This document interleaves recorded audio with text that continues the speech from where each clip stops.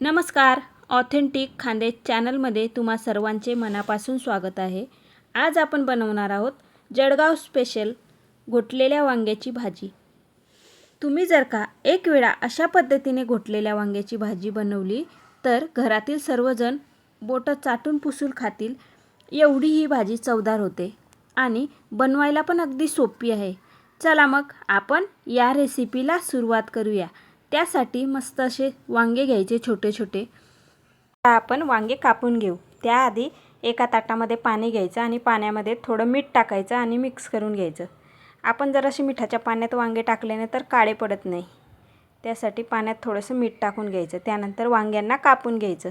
असे एका वांग्याचे 4 भाग 8 भाग तुम्हाला पटेल तसं तुम्ही करू शकतात. लहान मोठे साईज कापली तरी पण चालेल. आता आपण अशा पद्धतीने सर्व वांगे कापून घेऊ.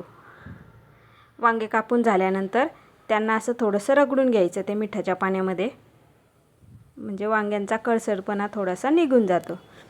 त्यानंतर मग आपण एक वाटण तयार करून घेऊ. त्यासाठी हिरव्या मिरच्या, एक कांदा घेतलेला आहे, त्यानंतर लसूण आणि आलं घेतलेलं आहे.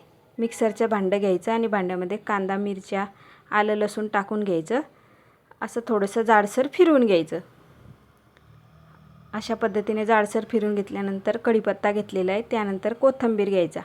आणि आता उन्हाळ्याचं सीझन असल्यामुळे कैरी असतेच घरामध्ये, त्यासाठी आपण थोडी कैरी पण टाकून घेऊ यामध्ये. कैरीने छान चव लागते या भाजीला.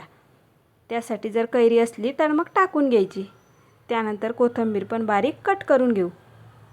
कोथिंबीर छान बारीक कट करून घेतला का त्यानंतर गॅस पेटवायचा आणि गॅसवर कुकर ठेवायचा. आपण ही भाजी कुकरमध्ये बनवणार आहोत. भाजी कुकरमध्ये अगदी पटकन तयार होते. त्यानंतर मग कुकर तापला का त्यामध्ये तेल टाकून घेऊ.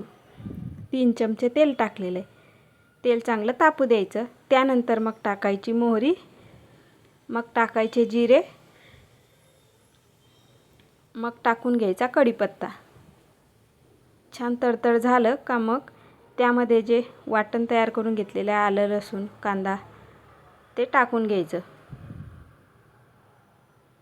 टाकल्यानंतर चांगलं मिक्स करायचं आणि तेलामध्ये चांगलं होऊ द्यायचं. आता जो मसाला तयार करून घेतला आहे तो तेलामध्ये चांगला होऊ द्यायचा. मस्त छान कलर बदलेल कांद्याचा पण मिरचीचा पण, तिथपर्यंत चांगलं परतून घेऊ तेलामध्ये. आता आपण चवीप्रमाणे मीठ टाकून घेऊ. त्यामध्ये मिक्स करून घ्यायचं चांगलं.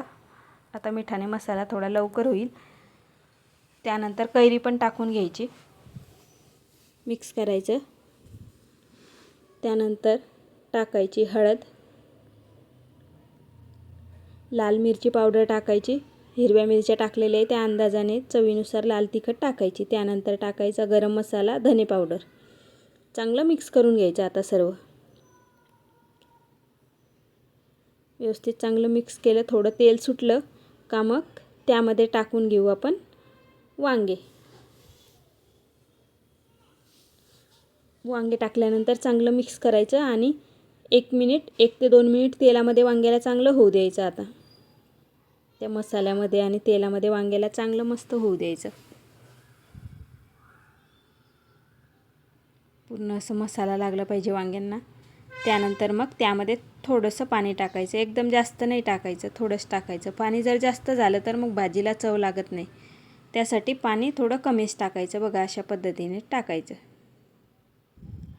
त्यानंतर मग सर्व असं छान मिक्स करायचं. मिक्स केल्यानंतर थोडासा कोथिंबीर पण टाकून घ्यायचा. अजून चांगलं मिक्स करायचं. त्यानंतर कुकरचं झाकण बंद करायचं. झाकण बंद केल्यानंतर आता 2 शिट्या होऊ द्यायच्या.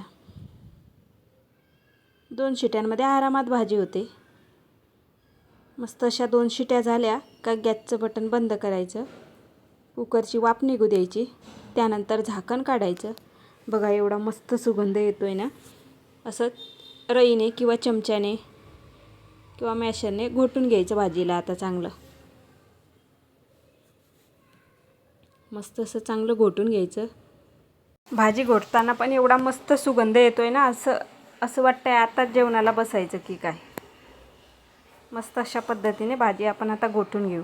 बघा भाजी घोटून झाल्यानंतर पुन्हा गॅस पेटवून घ्यायचा आणि 1 मिनिट भाजीला चांगलं होऊ द्यायचं. पुन्हा घोटल्यानंतर मस्त अशी कोथिंबीर टाकायची बारीक कट करून घेतलेली आणि मस्त चांगलं होऊ द्यायचं भाजीला. बघा अशा पद्धतीने मस्त वाफ निघाली पाहिजे भाजीमधून. बघा मग झाली आपली घोटलेल्या वांग्याची भाजी तयार. आमच्याकडे ही भाजी वरणबट्टी वांग्याची भाजी किंवा मग वरणपोळी वांग्याची भाजी असं बनवतात. ही भाजी वरणबट्टीसोबत खायला खूप चवदार लागते, वरणपोळीसोबत पण. आणि नुसती तुम्ही ही भाजी भाकरीसोबत किंवा पोळीसोबत भातासोबत पण खाऊ शकतात. तुम्हाला जर का ही रेसिपी आवडली असेल तर व्हिडिओला नक्की लाईक करा, शेअर करा, छान अशी कमेंट करायला विसरू नका. आणि तुम्ही जर का या चॅनलवर नवीन असाल तर चॅनलला नक्की सबस्क्राईब करा आणि या चॅनलवरील अशाच नवनवीन रेसिपी नक्की बघा. थँक्यू.